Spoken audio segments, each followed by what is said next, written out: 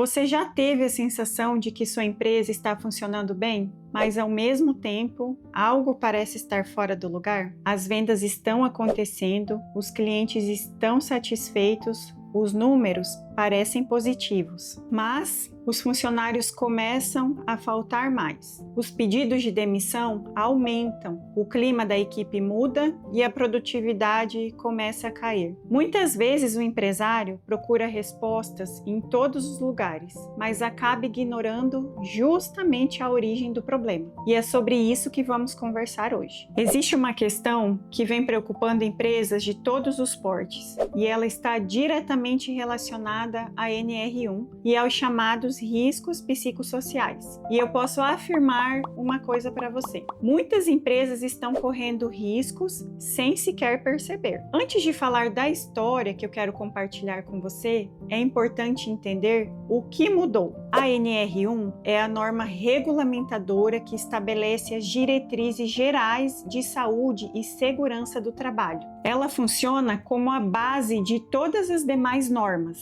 E quando falamos em gerenciamento de riscos, muita gente pensa imediatamente em acidentes, máquinas, equipamentos, produtos químicos, quedas, mas o ambiente de trabalho não é formado apenas por riscos físicos. Existe um outro tipo de risco, um risco invisível, que muitas vezes passa despercebido. São os chamados riscos psicossociais. Mas afinal, o que são os riscos psicossociais? São situações relacionadas à forma como o trabalho é organizado. Por exemplo, cobranças excessivas, metas impossíveis de alcançar, sobrecarga de trabalho, falta de apoio da liderança, assédio moral, pressão constante, conflitos internos e ambientes de trabalho tóxicos. Tudo isso pode afetar diretamente a saúde mental dos trabalhadores. E quando esses fatores não são identificados e controlados, as consequências começam a aparecer. Ansiedade, estresse, burnout, afastamentos, queda de produtividade, aumento da rotatividade e, em muitos casos, processos trabalhistas. Agora eu quero que você imagine a seguinte situação: uma empresa do setor comercial. Vamos chamá-la de Comercial Horizonte. Era uma empresa organizada. As vendas cresciam, o faturamento aumentava e o diretor acreditava que estava fazendo tudo certo. Afinal, os resultados apareciam, mas existia um detalhe que ele não percebia. A cada mês, as metas aumentavam. Os gestores cobravam resultados de forma cada vez mais agressiva. As mensagens fora do horário de trabalho tornaram-se rotina. Os funcionários eram comparados uns aos outros. E aqueles que não alcançavam as metas eram expostos durante as reuniões. No início, ninguém enxergava aquilo como um problema, inclusive porque os resultados continuavam acontecendo. Mas então, começaram a surgir alguns sinais. Primeiro veio o afastamento de uma colaboradora por ansiedade. Depois, outro funcionário pediu demissão. Pouco tempo depois, mais 2 colaboradores passaram a apresentar problemas emocionais relacionados ao trabalho. Foi nesse momento que a empresa percebeu que não estava diante de casos isolados. O problema estava relacionado ao ambiente organizacional. E aqui está um ponto muito importante. Quando falamos em adequação à NR1, muitas empresas acreditam que a solução é simplesmente produzir documentos, mas não é assim que funciona. A documentação é importante, mas ela é a consequência. O primeiro passo é entender o que realmente está acontecendo dentro da empresa. Foi exatamente isso que a Comercial Horizonte resolveu fazer. Ela iniciou um processo de avaliação dos riscos psicossociais. Nada complicado, nada burocrático. Primeiro realizou uma pesquisa interna e os colaboradores responderam questionários de forma confidencial. Depois foram realizadas conversas com as equipes e os resultados foram praticamente unânimes. Os trabalhadores apontaram excesso de pressão,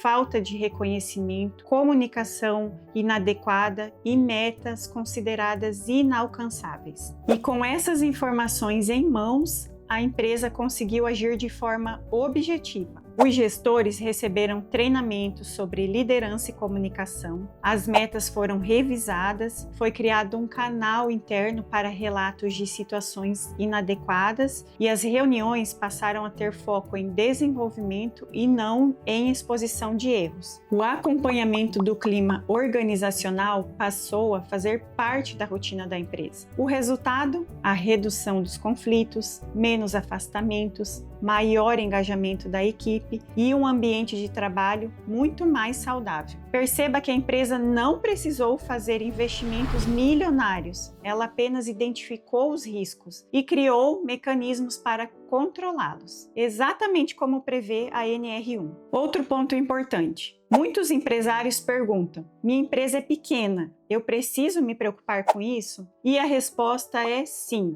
A proteção da saúde física e mental dos trabalhadores não é uma obrigação exclusiva das grandes empresas. Dependendo do porte e da atividade econômica, podem existir simplificações em algumas exigências documentais, mas isso não elimina a responsabilidade de proporcionar um ambiente de trabalho seguro e saudável. E é justamente por isso que cada vez mais empresas estão buscando orientação especializada para revisar os procedimentos internos, identificar vulnerabilidades, implementar políticas preventivas e evitar que pequenos problemas se transformem em grandes passivos trabalhistas no futuro. Porque quando o assunto é prevenção, agir antes sempre custa menos do que corrigir depois. E eu quero encerrar esse vídeo com uma dica valiosa, talvez a mais importante de todas. Não espere aparecer uma ação trabalhista. Não espere uma fiscalização. Não espere um afastamento por burnout. Comece agora.